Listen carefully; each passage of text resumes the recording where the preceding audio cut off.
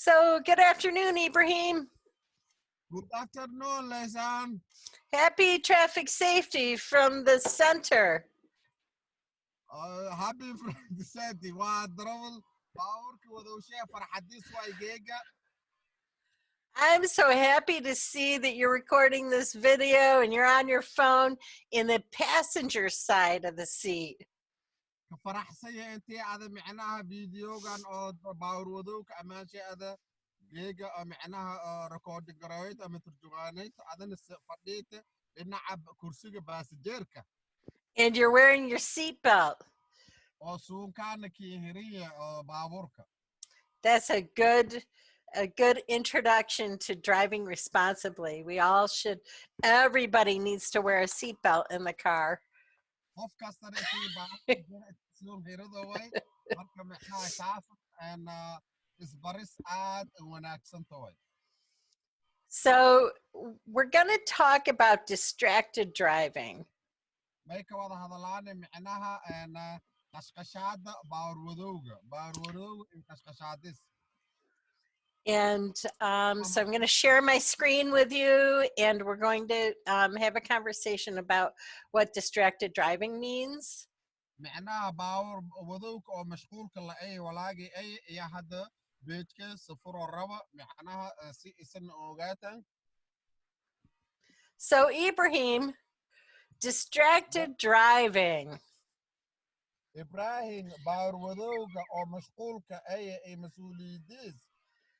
So I asked him, even though his car is off and he's not driving, I asked him to sit in the passenger side of the seat and put a seatbelt on. ما دام أصير باورك وذوني لكن أصير سوشة إهري ما يدعي فناو كرسي قدنا عباس ديركا. Because I didn't want anybody to think that he was distracted driving.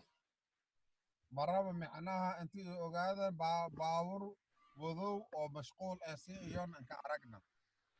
Distracted driving is any activity that could divert your attention away from the task of driving. قشقشاد باور ودوك يا ما أتاول والبعض أنت باورك هذا ود أكو مشغول صنطوي. Be adjusting a radio. باور راديو باورك هذا أكو مشغول صنطوي. Using a navigation system. أو معنا GPS كهذا أكو مشغول صنطوي. Talking with people in your car or yelling at your children. هذا باورك الساريان هذا لهذا لويت الموقع هذا معنا عناد لويت أو كخيليويت. Eating or drinking.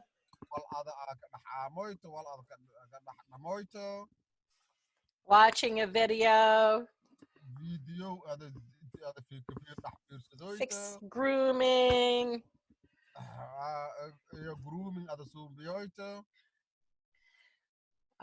Or reading. Things like that.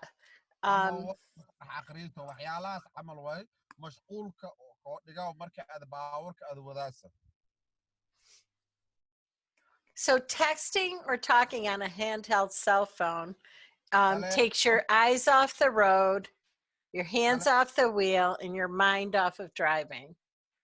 تليفونك أو موبايلك هذا قاعدة مركك هايسته أما كقوضيته أما تاكسي مسج أندرويد أو معناها مركز أما ضد هذا لويته تاس هنا معناها مشغول كلوي هذا جدك أنت فيري لهايتي يكون مشغولية.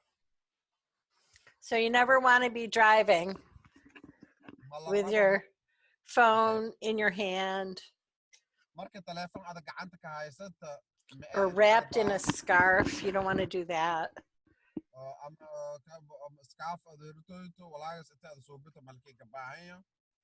Or a hat. You don't want to have it on like that.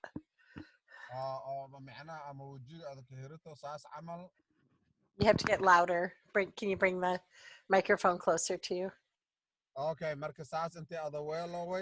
it's way better. Thank you. You're welcome. So texting, that's distracted driving. Marka ada taxi message ada qoroyto oo ba telefonkana ada ku qoroyto baawirka ada wada taasna mashquul way. Oops. Talking, eating, drinking while you're driving, drinking coffee. marka aad baawarka wadoyto kafee ada dhamoyto hunguri ada aamoyto walkale ada ka dhamoyto taasna mashquul kale way adoo baawarka wado Be drinking water, drinking coffee, drinking any, just something that's a beverage. wal Um, kasta ada dhamow ada dhamoyta kafee ha ahaado shaay ha ahaado biyo ha ahaado wal kasta la dhamow so, oh my gosh, she is, I don't know how you could drive and talk on your phone and eat soup. hadda arag sida gabarta camal la Your yaab hands are, your telefonka mind is aamoyto definitely not on driving, right? maraqa dhamoyto wala aamoyto tan qashqashaada inkuwiinta way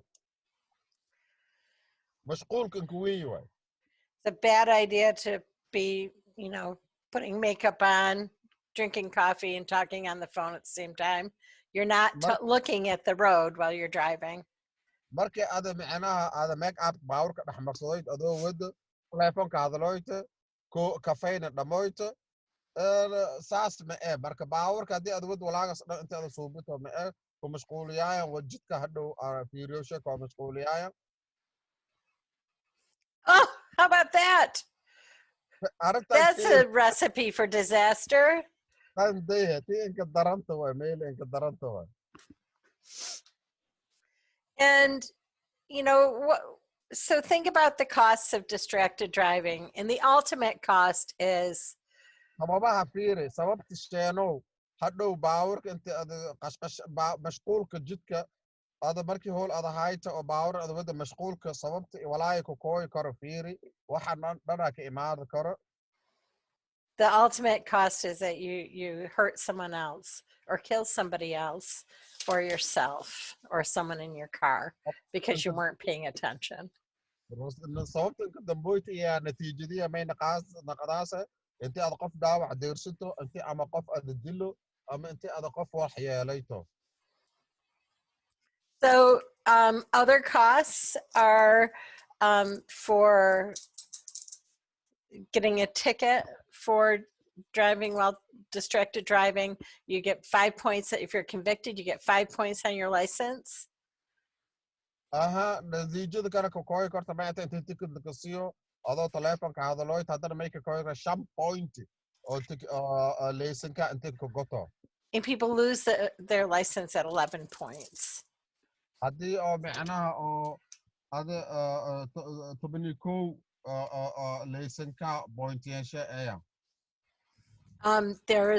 You could lose money, cars.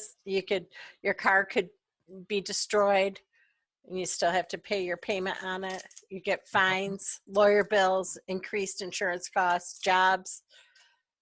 baawarka jajaba karo dhiba ku kooyi karo waxyaalahaasoo dhan lawyer inti bees ada siito laka ganaaxo baawarkoo jajabo biilka insuransigaadho si zaa'ida sii nagade xariirka iyo loss of life nolosha oo dhib ada insheento sharaftaa shaqadaa waxaasoo dhana dhaawac deersiyaasa Some people lose relationships. dadka qaarshaana xariirkiyaaba ka gohee They lost because of loss of life. They lose their reputation. Maybe they lose their job. waayo shaqadaa hadhow dhaawac deerasa waxyaabahaasoo dhana ku kooyi karo shaqadaa Bring the phone closer to you because you're getting lighter. sharaftaa kulli kulli Okay. So yeah, don't drive distracted. Put your phone away, put it down, give it to somebody else to hold who's not driving. taleefonka meel iska dhig marka aad baawarka wadoyto taleefonka meel iska dhig ama qof indhiibo mashquulka ada wadada le ka mashquul wal kale unka mashquulo So the Center's Traffic Safety Program is now going to talk about responsible driving and the implications of driving while intoxicated or impaired. okay centerka may ka wada hadal doonaya mas-uuliyadda baarwadowga iyo markii ada dhansanta ama maandoorsanta iyo dembiyada ku kooyi karan Driving while intoxicated or impaired is a criminal offense. markii adoo dhansanta ama maandoorsanta baawur ada wado may waa gif dambiilinimo ah. Don't take drugs or drink alcohol before driving a vehicle. Baawurka intii ada an wadna oo an dhanto darooga alcoholna an dhanto intii ada baawurka ada an wadna. If a prescription medicine says do not drive while taking it, don't drive. Haddii ada daawo ada dhammaanta daawada markii ada baawur wadooyta an dhanto ada ku qoranta an dhanto daawadaas.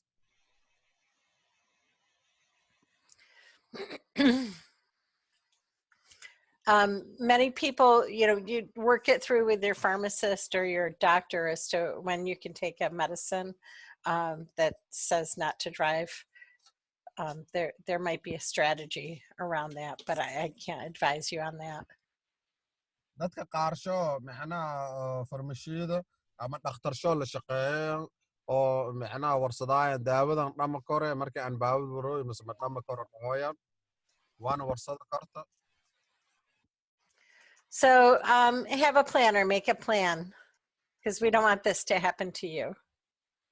Marka qorsho hayso ama qorsho samee waayo ma rabna waxyaabahan camal intii keenka dhiyan Or someone you know. ama qof ada ka soyto intii waxan ka dhiyan. So there is, if you go to Google Play or to the Apple Play Store or Windows Phone, there is an app, Have a Plan app, and it's all in English though, and it goes through different things that you can do, strategies if somebody's been drinking to get them home safely. Marka apps-kana baxa karto oo adika download garaysan karta wal alaala walaaga jir iyo ammaanka sidaada ogaato haddii qof wal dhamo iyo haddii oo macnaha walaagas dhan ada may ka ogaadi karta aabyaalkan soo download garayso ama kaliksi videoyaasha fiirsada karta. So DWIs, or driving while intoxicated or impaired, hurts individuals, families, and communities. Marka ada cabsanta ama dhansanta alcohol ama maandoorsanta may macnaha dhib insheenase shakhsiyaad qoysas ama bulshadaba. Crashes happen and innocent people can be hurt or killed. Waayo shilalka markay dhiyan ay dhaawac deersiyooyana dad oo wax aan galabsanno ama ka dhimadooyanba ama ka dili karto. The laws to protect people from intoxicated or impaired drivers are very strict, and the cost is very, very big. Shuruucda ama sharciyaalka oo difaacayan dadka dhansiyan ama maandoorsiyan oo baawarkoodooya kuwa eedi eed in xadadiyan way oo unkoobayan. People who are sababtana eedi eeda hadhow uweynta ama khasaaraha kokooyi karo eedi eeda unwenya. People who are convicted of a DWI can go to jail, lose permission to drive a vehicle, lose their jobs, and can have trouble with immigration. Dadka macnaha oo dhansiyan oo ama dembiga DWI la dhaho laka helo may sababa koraane ama sabab an naqado koraane ama natiija ama matoosada koraana intii la hiro laysanka laka uso oo baawurna wadowsho lindiido ama shaqadiyo ama dhibaatooyin kale oo dib u celin ama qaxootinimo ah. The cost of a DWI, I'm not going to go through each thing, but they can be more than $10,000. Khasaaraha DWI ku kooyi karo natiijadiisu ama ka dhalada kortay ama ataa $10,000 ama waxay ka badan xabad min sheegi karo hadda kiiso koobele. You can lose your life, or other people could lose their lives, and you can lose your freedom. Xorriyadda nafsada ee dad kale nafsadiisba macnaha ka waayi karo. Immigration troubles include obstacles in obtaining a green card or a citizenship, immigration ka ayaa may ataa intii oo lako uso green card ka helo intii ada white laksii waayo ama passport intii ada qaadada waayto being placed in removal proceedings, intii oo micnaha ada meel ada roogta lakoo wado or being deported by the US government. ama dowladda Amerikaanka intii ada meeli ada ku koyto kiinka nagto There are likely other implications. waxyaala karana jiro karan ka yaaba So a better plan, or having a plan, to make a sober licensed driver plan doesn't cost anything and it saves lives. qorshaha wanaagsan ama aan ka faylay ayaa may ayaa intii aad qorshe suubsato oo nafsadaha dadka kalena aad badbaadito. So let's talk about what intoxication means. Sorry, go ahead. wax yar ka wada hadalno maandooris ama sarqaansanaan ama qamro dhammow walaagi eta. Intoxication is a blood alcohol content of 0.08% or more. Qamro dhammowka ama maandoorisnimada iya may ataa ama masqanta oo fadhiyayna iya may ataa waa cadadka alcoholada ee dhiig ah oo korkaa ka jiro oo markii la qiyaaso boqol ahaan ay dhibic 1.8 boqolkii ama wax ka badan. A BAC, or blood alcohol content, of 0.08% or higher is evidence of intoxication. And a BAC or ay number share dhibic 1.8 boqolkiiba ama percentage or walaaya ka badaya may waa caddeen intii ada qamri dhansanta ama maandoorsanta ama ada sarqaansanta. And a BAC, or blood alcohol content, of 0.18, so it's higher, a lot higher, is or more is evidence of aggravated driving while intoxicated. Iyo BAC oo dhibic 18% ama boqolkiiba ay ama ka badan may waa caddeenta intii oo xaddaafka ah ada xadgudubtii baawrwadowka markii ada maandoorsanta ama sarqaansanta ama masqanta aan fadhiyayna. A person can become intoxicated by consuming alcohol. Qofka may ka maandoorsami kare ama ka sarqaami kare markii uu isticmaalo alcohol. Impaired is the effect of any drug on your body that makes you unable to use proper judgment to drive a vehicle. Waxyeelo ama dhibaatada ayaa may ataa waa saameynta oo ku koyti wax darooga ah oo jirka ka jira ama dhigaasa jirka mid awood lahayn ama tabar lahayn ama bajaq. The drug could, sorry. Iyo xukuumadda baarwadowka. The drug could be alcohol, prescription, or non-prescription drugs. Daroogada may naqada kortee alcohol, darooga ama daawo oo dhakhtarkiin qori ama daawo oo ada kaska farmashiida inta sakadata. A blood alcohol content, BAC, of more than 0.5% is legal evidence that you are impaired. Markii oo waxyeelada oo jirka ka jiraan oo la dhahaa daawada blood alcohol contentiga oo ay macnaha BAC da lankasaw oo ama walaay ka badaya dhibic 5 boqolkiiba ama percentage waa caddeyn sharci ah oo intii oo caddeeyoyta ada intii oo jirkaa waxyeelaysanya ama qamra dhansanta. Sober is not being under the influence of any drug or alcohol.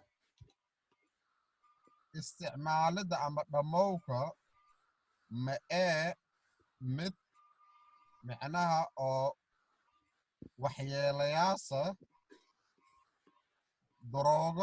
wax daroogo ah ama alcohol. A sober driver is someone who has not had any alcohol or drugs and is licensed and competent to drive a motor vehicle. Okay.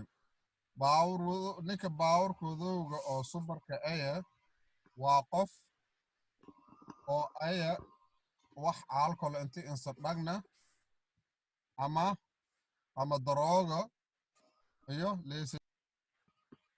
All right, so sober is not being under the influence of any drug or alcohol. Super maaha macnaha wal oo alcohol ama darooga sheeno. A sober driver is someone who has not had any alcohol or drugs and is licensed and competent to drive a motor vehicle. Super mata macnaha qof aan dhansanayn aan wal darooga ama alcohol isticmaal leesin sheena ay leesin oo awood kale oo baawurka wada karo. So make a plan, make a sober licensed driver plan. Marka qorshe oo qof super ay oo fas ay baawursha oo baawur wada karo qorshe ay suubso. Always ride with a sober licensed driver. Mar walbana darawal oo super ay oo fas ay baawur kilowado ama raax baawur subadoy. A driver who has not been drinking alcoholic beverages or is not impaired by drugs. Qof oo macnaha alcohol insa dhagna ama darooga ama walaagas oo bandishe in bedelna oo maandoorishe inkadhina oo sarqaan inkadhina. If celebrations involve alcohol, make a plan before going as to who will be the sober licensed driver. Intii aada macnaha qofka baawurkan rana go'aanso darawalka baawurkooda intii ay darawal oo fas ay oo undhasanayn oo alcohol darooga isticmaal oo super ay. Be a good friend, don't let them drive. Saaxiib wanaagsanna ka dhigo oo hataa haddii saaxiib fas ayan oo dhasiyana baawur oo wadagna aan rato. Call a cab, an Uber, or Lyft if you think someone's intoxicated or impaired. Haddii aad aragto qof dhansanya taxi ama booliiska in weer. Help find a sober licensed driver, ride or call a cab, a taxi, an Uber, a Lyft for a safe ride. Taxi aan weerdo si oo baawurka ama Uber aan weerdo si macnaha adi meel adarab si amaan leh ada lakinkijeeyo oo ada baawurka adarabtan amaanshan sugnaado. Children must always ride with a sober licensed driver. Hataa ilmo baawurka lakawada baawur oo ahaado qofka baawurka kawada darawalsho super mid aya oo leesashana fas aya. Make a plan to protect children from intoxicated or impaired drivers. Ka ilaali ilmo darawal oo dhansanya ama oo maandoorsanya intay baawursho iyo raxan. Intoxicated or impaired drivers with children under 16 years old in the car can be prosecuted under Leander's law, a felony. Haddii oo darawalka oo dhansay ama daadiyo tumin leexjiri walaa ka yaray eeta waana gaf weyn aan dembi weyn oo macnaha hadhow oo leesashana lakuuso dhib weyn deersiyo. A felony is a big crime. Felony meel la dhahay dembi weyn waaye. Thank you, and visit us at the center's Facebook page, the Traffic Safety Facebook group, rather. Mahadsanid na Facebook Refugee Center Firi iyo amaanka baawurwadowka oo groupka. for more information on traffic safety. Thank you.